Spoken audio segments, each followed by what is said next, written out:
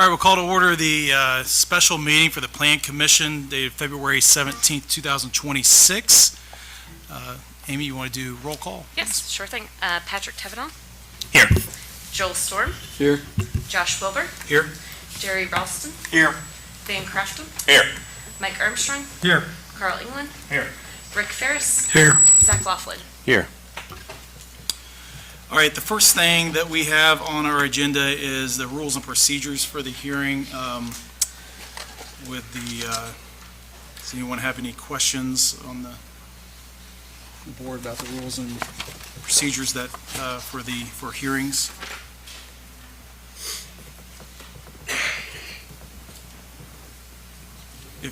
Yes, you can.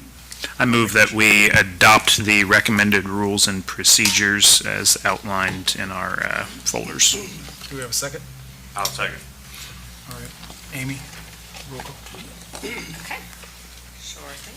Patrick Tevenall. Yes.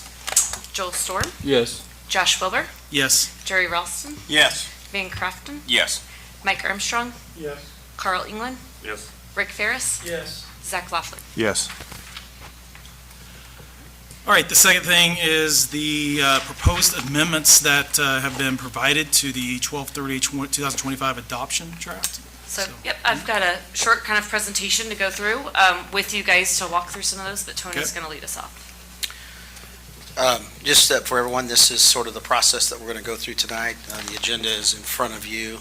And we'll move through that fairly quickly, we hope. Next slide.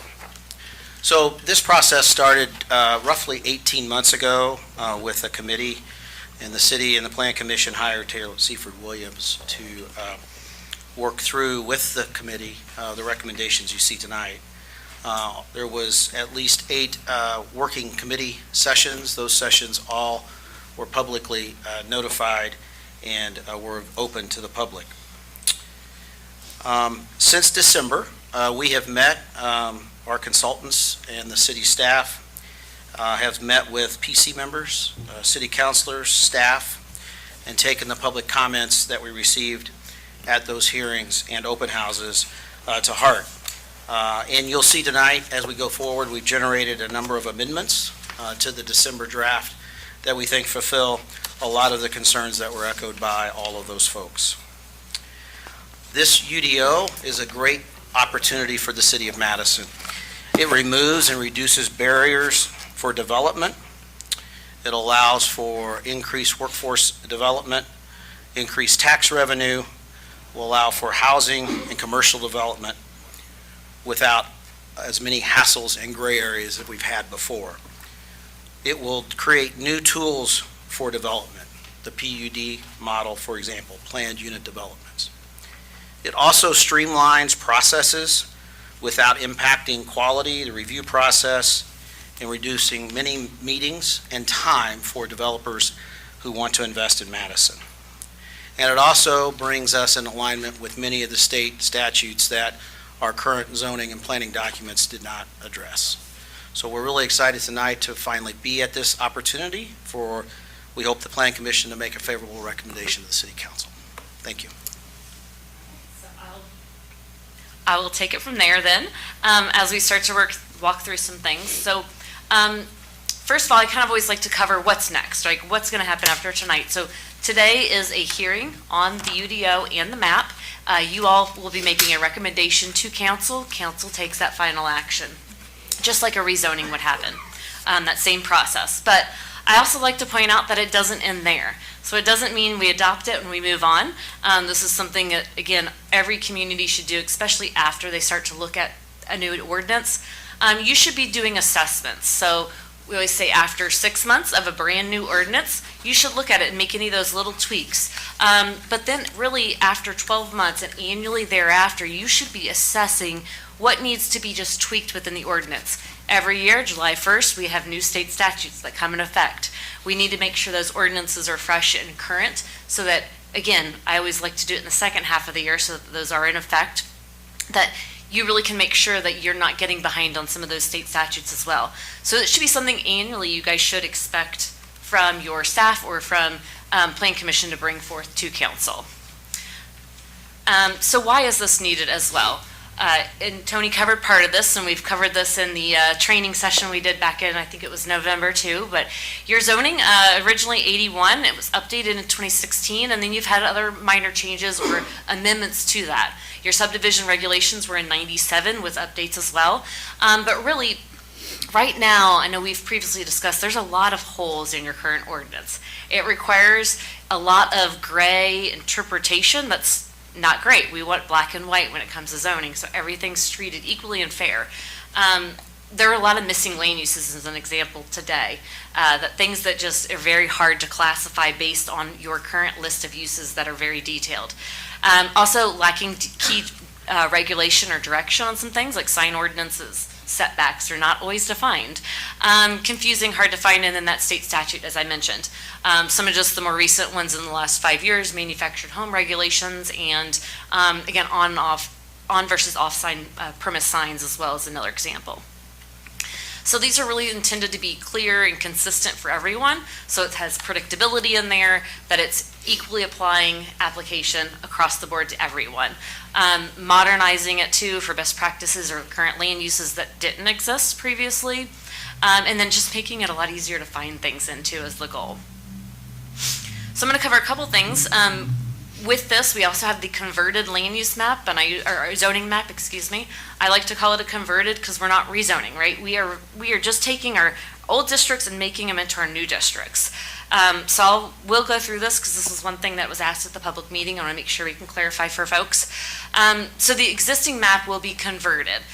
You currently have an ag district that will still remain agricultural district. You currently have a residential agriculture, RA, that's going to remain. You also have a hillside that's remaining and an open space. Those still are remaining. So if any of those were zoned that, they're still zoned that today. On the residential, we are going to just kind of update some of the names of these. So your R4 becomes an R1. It's getting away from zoning names that are based on densities when that's not really always the exact density. Your R8 becomes an R2, and then the R32 becomes an R3. The other difference is we've consolidated some districts. So your current residential or your manufactured home district, that becomes part of your R3 as a special exception. So again, combining those districts. We've also combined 2 other districts with your HDR district. So you had a pro district, as it's called, and also a specialty district. They weren't really serving a lot of different purposes, so those got combined into the HDR district. You have a riverfront. We have not tried to touch that one as little as possible. Local business is still there, general business. Your CBD district is still there. And then we do have a new one, aviation business. So the only things that are showing up as this are the parcels owned by the airport. And that's to help with some of the regulations. We get FAA and other things conflicting with local regulations. So that helps to allow them to do what they need to do. And then your 2 industrial districts are still there, just with new names. And then we do have a PUD district. We've kind of revamped that to make it more usable for you guys. That should be used sparingly, not all the time, as we've kind of talked through during some of those trainings, that training session. But it does allow for that creative, different district that just doesn't fit any of your current districts. So I was going to flip through. I flipped too fast for you guys. Flip through. On the left side, you'll see that's the existing, the legacy districts, and then on the right is the proposed, which is going to point out anything that has, again, been converted to a different district. That you can see that red circle there. That is your airport business district or aviation business district. And then that little circle up in the middle, that was your manufactured home park district that got combined with your R3. So again, not rezoning, just kind of converting everybody. And then I've got to zoom into the downtown area. That those, you can see on the left, that's that specialty district that got combined with the HDR district. And then the pro district, the professional office district, got combined as well with HDR. And then those, the manufactured home park district got combined with the R3 district. So again, we're not rezoning or anything of that nature. We're just converting those to be the districts within the new ordinance. There are also 3 overlays in there. I just want to point out your flood hazard overlay that already exists basically today. Whether you adopt that or not, it still is in existence. It just helps to create a red flag for folks who are going to develop. We'd rather them know that at the beginning than at the end. We have the historic district overlay that already exists, whether you adopt this or not. Again, it just helps to be a kind of an extra layer of notice to folks if it shows up as an overlay on our zoning. And then our airport protection overlay, again, this is really largely based on FAA, so it really deals with noise sensitive areas and it deals with height regulations. So again, FAA is going to control those largely whether you adopt an overlay or not. But that helps to, again, make sure we don't run into issues. We want to catch things before versus after they're built and we have more issues. So I did throw in, it's hard to see, it's a big blob here, and the middle of that is the hospital, because they have a heliport. So this is just a height zone that basically we need to be paying attention to heights within that area. We don't want helicopters having issues. And then this little, you can kind of see on the right-hand side, the airport property is a little bit better. The one on the left is the height zone. Again, airplanes need their approaches. We need to keep that clear. And then the other one on the right-hand side is just that noise area. So it doesn't mean you can't build in the noise area. It just means that NDOT will basically make you record something with the deed saying, I know I'm next to an airport, it could be loud. So again, those are more just FYIs, making sure people are aware of those things. Touch real quickly on the organization, because I know we've gone into this in previous meetings, so I don't want to spend too much time on this, but want to make sure everybody is on the same page, that we're taking our zoning and our subdivision control regulations and combining them into one document, Unified Development Ordinance, or a UDO. We have 8 chapters, so the first is our general provisions. The second covers all of our zoning districts and those like setbacks, building height, lot size, all of those regulations. The third talks about additional standards for specific uses. So we have a list of specific uses, such as accessory dwelling units or adult businesses that have additional standards that apply regardless of the district. The fourth are all of our site standards. So things like parking and buffer yards and signs are all in that chapter. Fifth deals with non-conforming. So that just means if something was legal today and it is not allowed by the new ordinance, how do we treat that? We allow it to continue until it's either discontinued or the structure is no longer there. So it outlines all of those so you don't have to interpret that. Chapter 6 deals with subdivisions. So it's any type of dividing of a parcel into more than one parcel. And then 7 deals with all of our procedures. There's flow charts in there and everything is kind of step-by-step outlined. So hopefully it's much easier to understand and very clear. And then the 8th chapter is just all of our definitions. So I'm going to at least run through the previous updates. So these were things we had published at the end of November, a public review draft. After that, we had a public meeting, got all sorts of input. Folks gave us thoughts and ideas. Public did. A number of, I think you all, I see familiar faces, definitely attended that meeting. Had some good conversations. Planning Commission had, given comments. Council might have given comments. So these I'm going to run through the updates that were included in the adoption draft, the 12/30/2025. So these are already included in the draft you all have, but want to highlight those in case someone didn't want to go page by page and kind of really identify what those are. So these are the major updates. There were definitely formatting type things, or if there was a spelling or a cross-reference that was off, those things were updated. But the main things, there were 4 within the districts, 2 within the use standard chapter, 2 in the site standards chapter, 2 in the subdivisions, 2 in the procedures, and 1 in the definitions. 1 general update I'll kind of cover. So I will kind of run through these. You do have them in your packet, just at least listed, if you need notes or follow along. But within Chapter 2, so in the Ag District, we had a good comment on, we had 10% impervious coverage, and on smaller parcels, that could be an issue. So that was a good comment we got from the public meeting. So basically, we left it at 10% impervious coverage for parcels 5 acres or larger, and 40% for those less. So if you have an acre parcel or 2 acre parcel, you can reasonably build on that. We did bring some consistency to the minimum living areas for houses within all of your districts then. So some of them had minimum living areas, some did not. So we just went ahead and brought that 950 square feet per unit for single and 2 family dwellings and 600 square feet for all multifamily, and brought that across all districts that had housing within them. We did adjust the side and rear yard setbacks. This was another, again, public comment. That was a good one.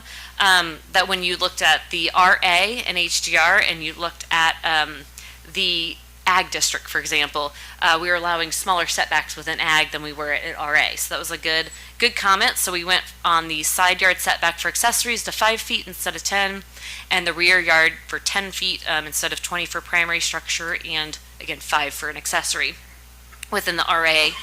And then on the HDR, we added an exception that we have some great historic buildings we want to keep. So again, I think BZA a couple months ago had an application for a house built, I believe it was in 1818, and they were expanding. The new expansion was conforming. We want to keep those types of things. But also HDR has some historic patterns that we need to account for. So this is just allowing those side yard setbacks, if they can't comply, to look at the 3 parcels on either side and use the average of those. So again, keeping that kind of building footprint and the building pattern. The last one within this chapter was permitted land use table, so we got lots of comments at the public meeting on this one, and I think those were great comments. We did combine a couple of items or update some names, so we combined preschool and daycare into one, campground and campsite into one, and then pain management clinic and medical offices. We just kind of changed the names on those. Didn't change where they were permitted, just the names. We did add restaurant and service-oriented retail as special exceptions in the Riverfront District to accommodate the existing uses. There is a note there for the amendment within the open space because I wanted to make sure people didn't get those too confused here.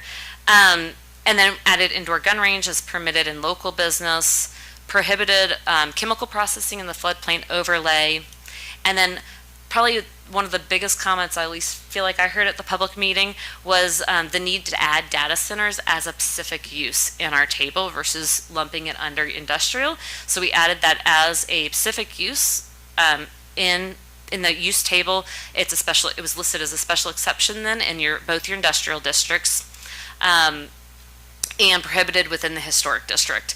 And then also loft dwelling.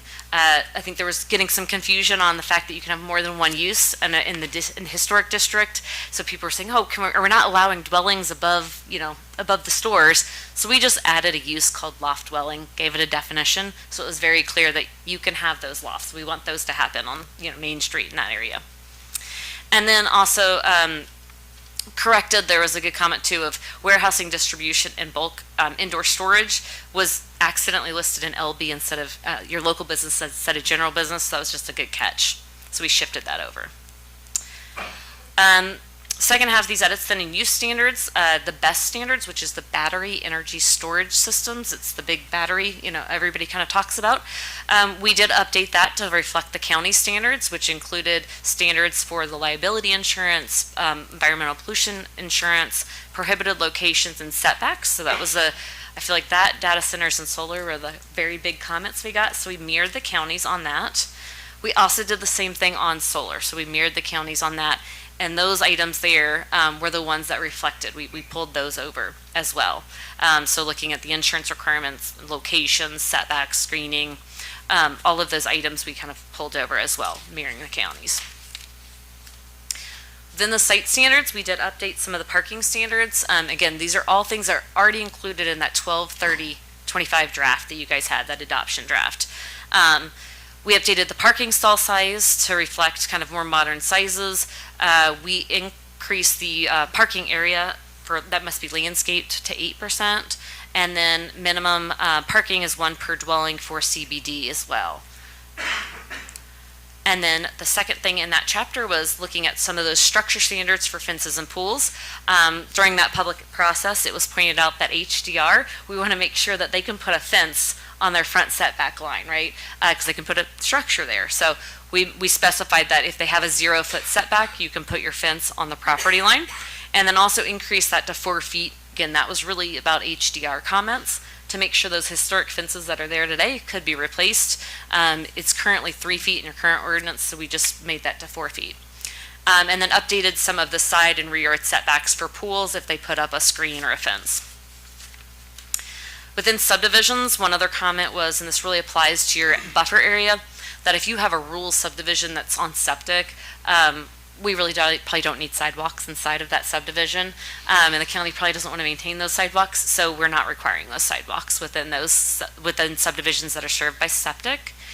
And then also, this is helping to align with some of the county's subdivision standards as well, that if we're going to have a subdivision in the buffer area, we want to make sure we're not kind of doing, we call them piano keys sometimes, or curb cuts, right? We don't want to curb cut every lot coming onto our county road. We want to make them have an access point. So we're going to limit that to, if it's a minor residential, that they have 2 driveways. So we can, again, start to make sure we're not stripping out those county roads, and that aligns better with the county's subdivision regs too.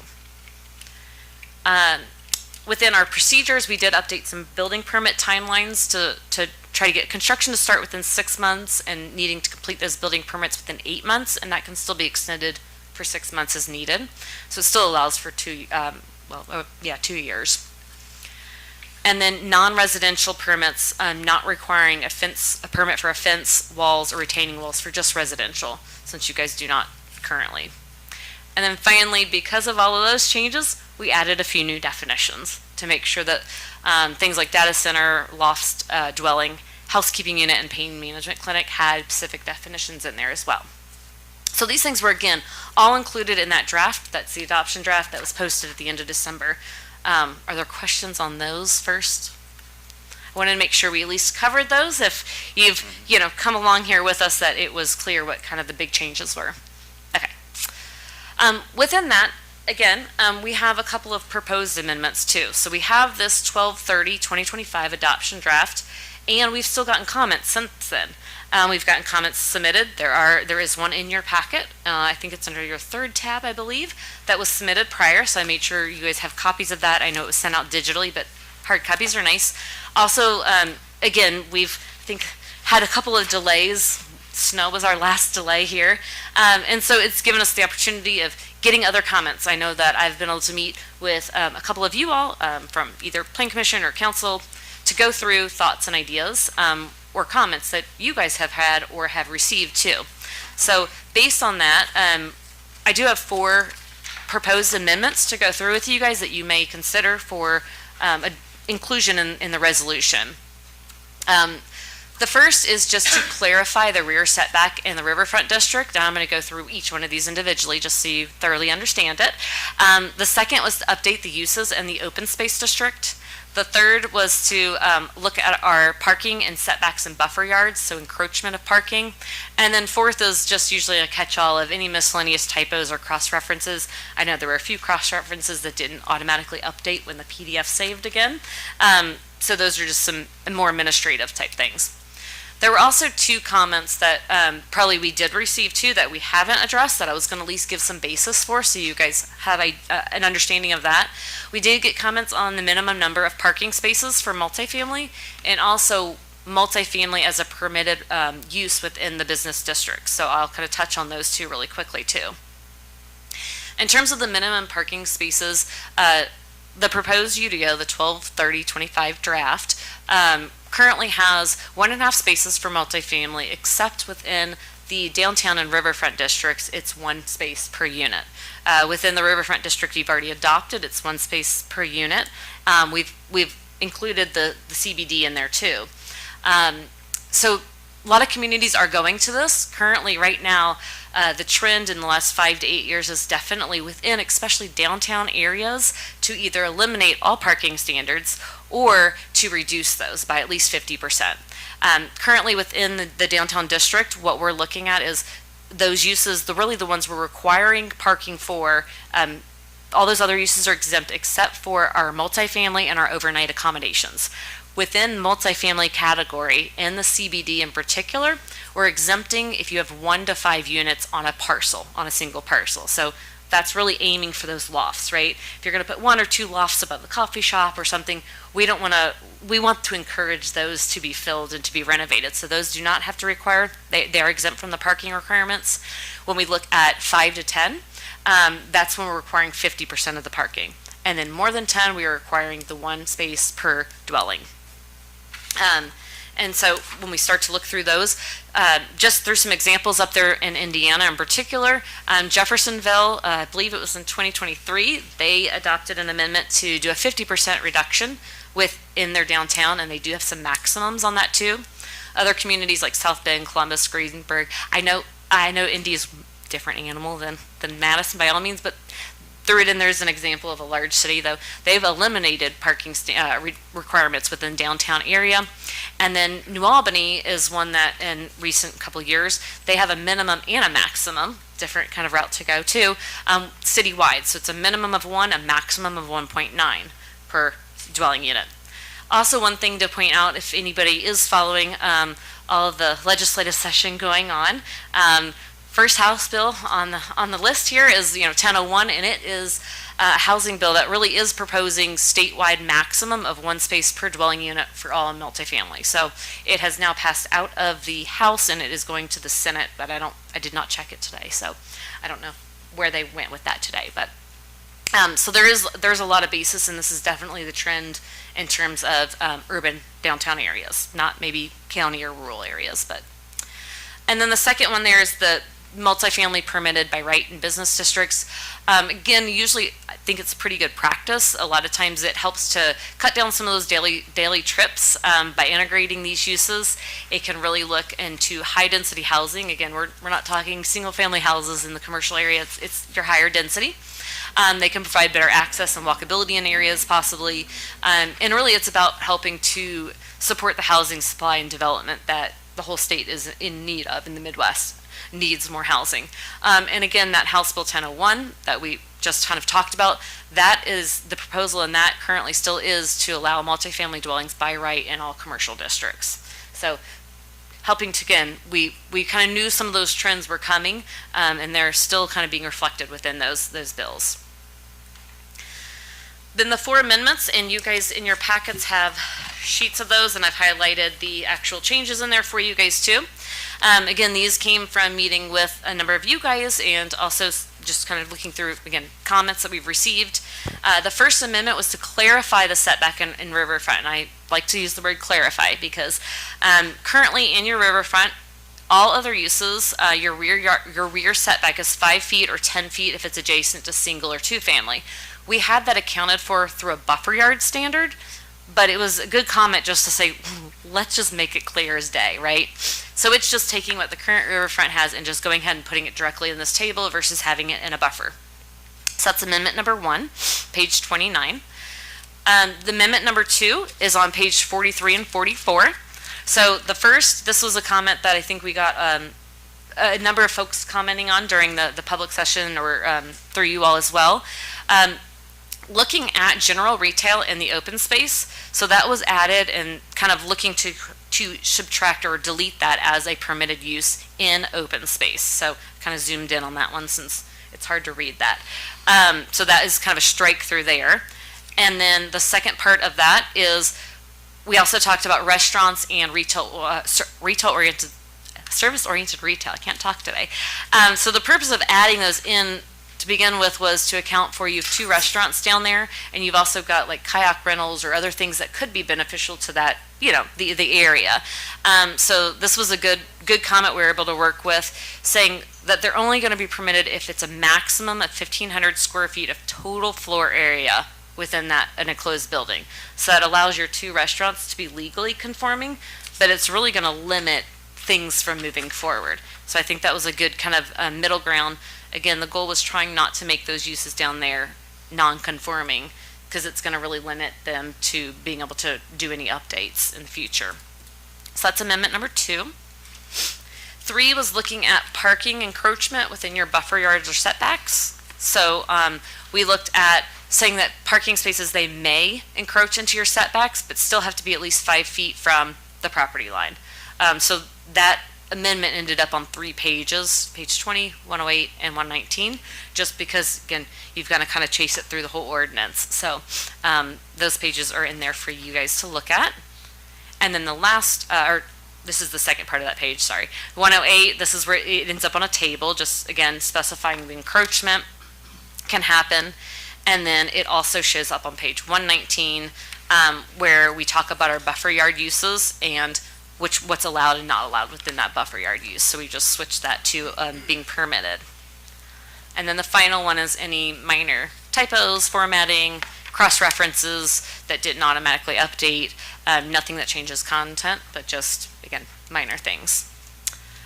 So those are the 4 proposed amendments that you guys can consider, and just wanted to make sure everybody was aware of those too, so that if that was one of your comments, hopefully you can say yay or nay then to those as you talk through comments. So Josh, I'll turn it back over to you for any questions and then public comment. All right, any questions from the board so far?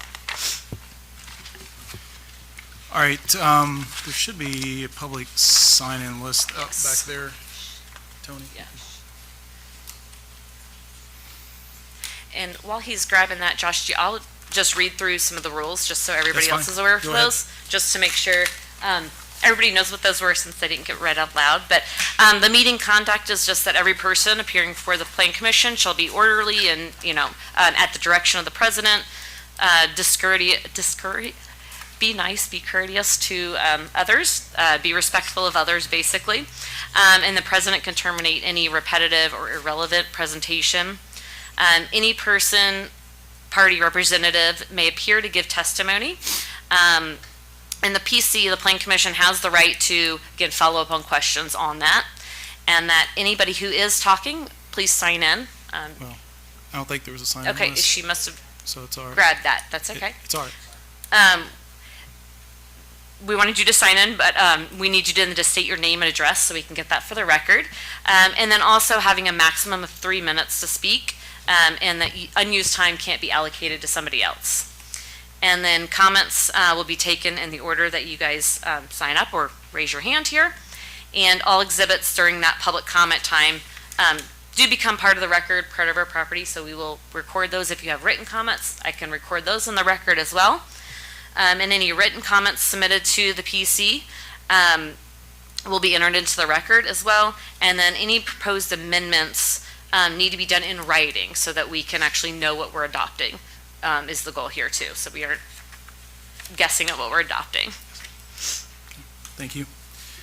At this point, we have received some comments that are in Yes. record, right? So everyone on the board has received those We comments? received one written comment regarding comments on the Okay. UDO that's in your binders, Right. and then we received a not directly related to the UDO. Joe, you want to? Yeah, it was just Mike. it was a letter submitted by Mr. Auksher, written to myself and another attorney for the city of Madison, challenging the mayor properly appointing Carl Eaglin as a member.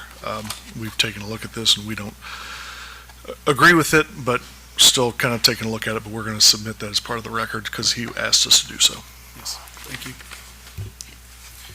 All right, with that, we will go to public comments, and... Tony is passing around a sign-in Oh, he's sheet passing, just so okay, we can well, have we'll a just wait for official sign-in. people to sign it, and then we'll go from there. And I'd say,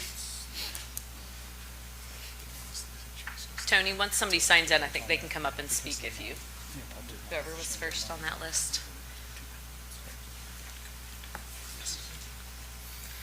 I've got my loud enough but not obnoxious timer. And if you could still just state your name and address for us, ma'am. Yeah, Jan Vaters, 701 East 2nd Street. I just had a question because it's a little confusing. The Riverfront District, the first set of permitted and allowed uses was quite extensive. Can you just clarify what you took out of permitted and allowed uses in Riverfront District? Because it looked to us like we were, I'm starting to get confused. We were trying to keep as much open space as possible, from open space all the way around, and it looked like the new permitted and allowed uses was kind of making it. And I know when we talked earlier, you were in the process of revising that, but I'm not sure that I really understand what got taken out. Not so much what's in, but what did we take out that we were very much concerned about being in there. Good question. Josh, it's up to you if you want me to take notes, and we can address them all kind of as one then, in case there's multiple comments, but. Let's just address it as we get it, if you can. I'd rather Yeah, you address that. one. So I'm actually going to even pull it up. So within the current open space, things like parks in your current ordinance are not permitted uses, which seems counterintuitive, in terms of what should be permitted within the open space district. So yes, that was updated, and I'm scrolling to that page right now for you. Use standards, there we go. So the few updates that we just did, it would take general retail out and not allow that in the open space district. So that's gone. Within service-oriented retail, so that's like kayak rentals or something, it's a service, that somebody's going to provide for you, bike rentals, something like that. It can't be larger than 1,500 square feet. And also the same for restaurants, only allowing them 1,500 square feet. And that basically is about the size of your restaurants down there. Trying to make sure that that's very limited is the idea there. And I'm going to pull this over to the screen too. You can't really see that because it's very small. But within open space, let me try to see if I can see that far away. Within our open space district here, the rest of those uses, again, were updated really to try to make sure it was still relevant within the current context. So ag tourism is a permitted use, a farmer's market is accessory or a hobby farm. Again, those are really natural kind of uses. Roadside stand would be a special exception, or crop production and wildlife reserve. Then you get into some of those like campgrounds as a special exception. Looking at again, this general retail, this is what was just struck and taken out. That was your timer, but you're not on anymore. And then we also look at, let's see, we're making sure I'm following the right column here for you. There we go. Sorry, I looked away and I got off. And then our golf course or some of those, so up on the hilltop, your golf course cemeteries, those are zoned open space today, so we need to account for those items or those uses. You do have some professional offices in there, as well as, again, that restaurant and service-oriented retail. That's what was modified to say only a max of 1,500 square feet. So it really is going to be pretty small in there. Those rural event venues, that's, again, trying to do just some of that outdoor type of, a lot of times it's wedding space or something of that nature. When we look at the tier 1 battery storage, that's just what you would do for like your own personal generator, or if you have an electric car you plug in, that's the level of what that is. It's nothing more than that. And then same thing for solar, it's just your on top of your house, or if somebody wants to put one, again, it's just the accessory, it's not the big solar that others are looking at. And same thing for wind, you could put your own little wind turbine. Usually those are just a couple feet tall on top of your house or something of that nature. So again, we're still trying to limit those uses. And then we still do allow for emergency response facilities. We allow for the cemeteries, since that is zoned that. And if we scroll down some of these other institutional, government office, library or cultural center as a special exception, a park, we want to allow those.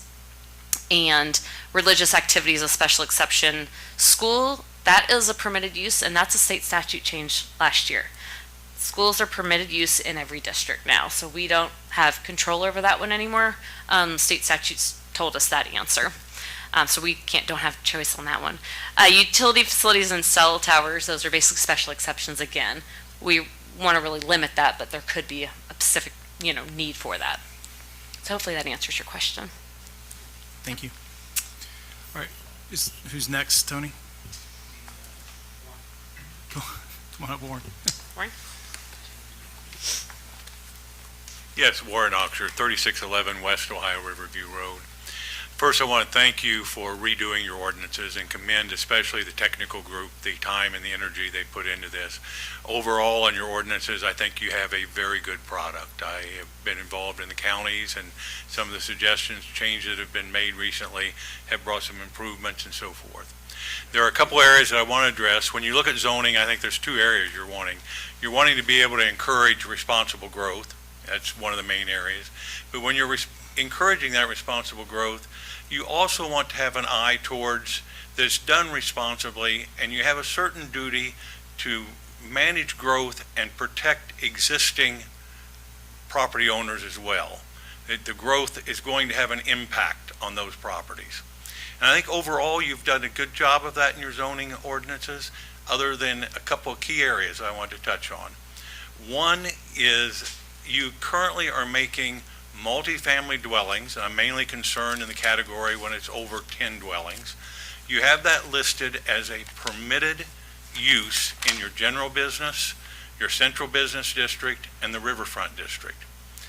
I believe in each of those districts that multifamily dwellings of over 10 units, that size range, should be a special exception.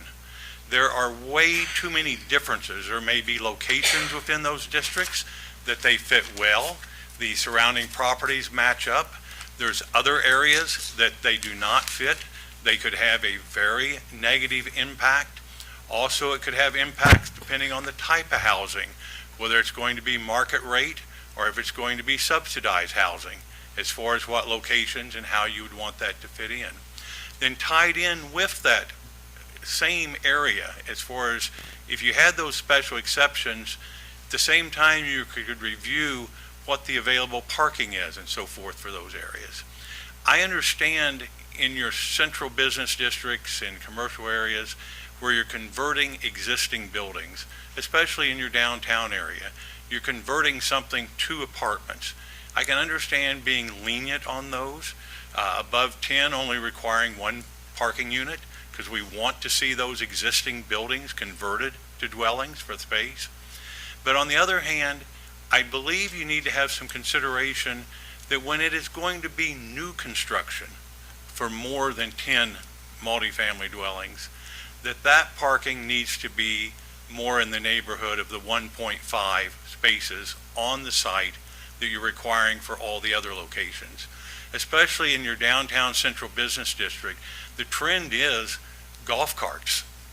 And so where is the spillover parking going to go? People are going to tend to want to park the golf cart close where they can keep an eye on it, and then they're going to have a vehicle on top of that, and you're going to be eating up existing spaces out on parking streets, so forth, or parking lots. And you also, when you allow new construction to come in and use up parking area as such, you're limiting what you can do with some of your existing buildings. Someone, for example, wants to Warren, come in. that's 3 minutes for you. Thank you. Yeah, thank you.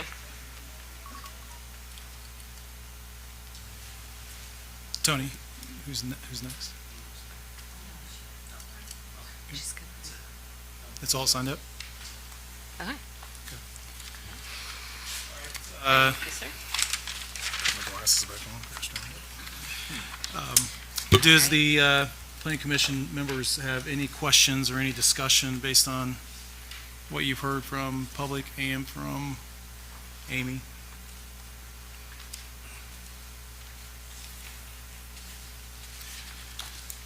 All right, hearing none, and just so you guys know, I'll ask for a motion, but it's a recommendation, just so it's a motion to recommend one way or the other, however you're wanting to.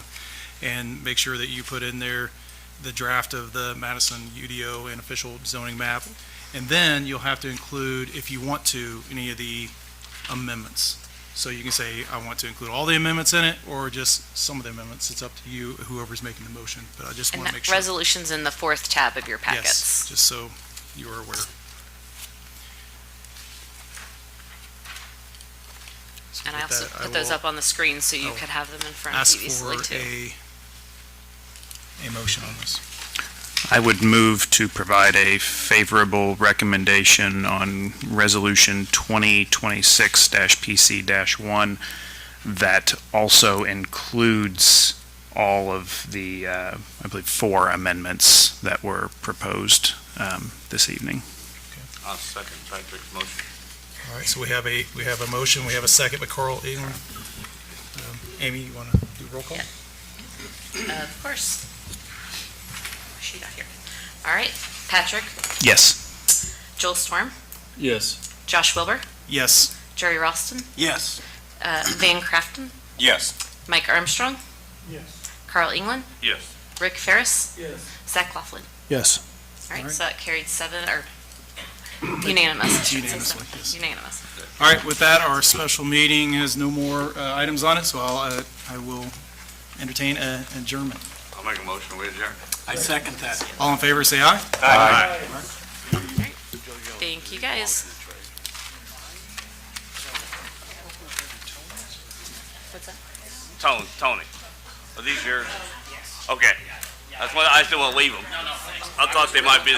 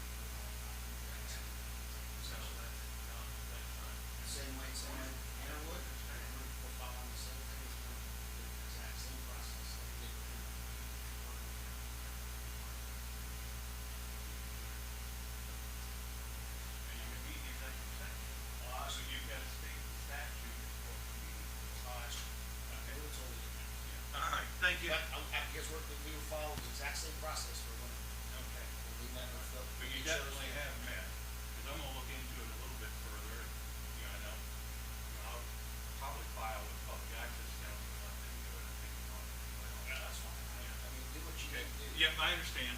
All right, thanks a lot, appreciate it.